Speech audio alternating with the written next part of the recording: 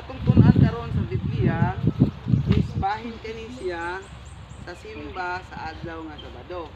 Unsa ang simba dito sa langit ug mao pud simba diri sa lupa. Inyag mga tubutag langit mao pud ato ang simba. So atong abrihan ang Visayas. Kung namoy cellphone sa inyong app sa inyong cellphone, palihog ko og ukab sa cellphone sa inyong app sa inyong cellphone. Sa Isaiah, sa 66, 22, 23, naay app sa imong cellphone para paspas ta. Okay.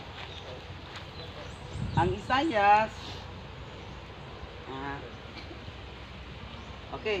Ang Isaiah, sa 66, 22 o 23. Diri nagaingon kaingon sa mulungtad hangtod sa kahangturan ang bag-ong langit ug ang bag-ong yuta nga akong himuon. Nag-ingon ang Ginoo, mulungtad usab hangtod sa kahangturan ang inyong mga kaliwat.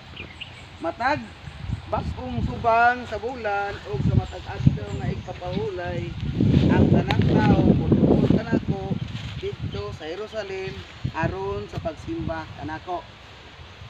Sa gingon sa Dios sa matag dito daw sa bag-ong langit ug sa bag-ong yuta magasimba kita sa adlaw nga igpapahulay. Unsa man gyud ang adlaw nga ipagpahulay? Kay diri sa kalibutan tulo ang adlaw nga ipagpahulay. Adunay Domingo, Sunday, adunay Friday ug adunay Saturday.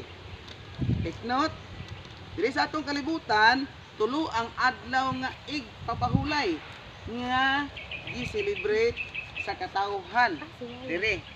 So adunay Domingo or Sunday, adunay Friday ug adunay Saturday.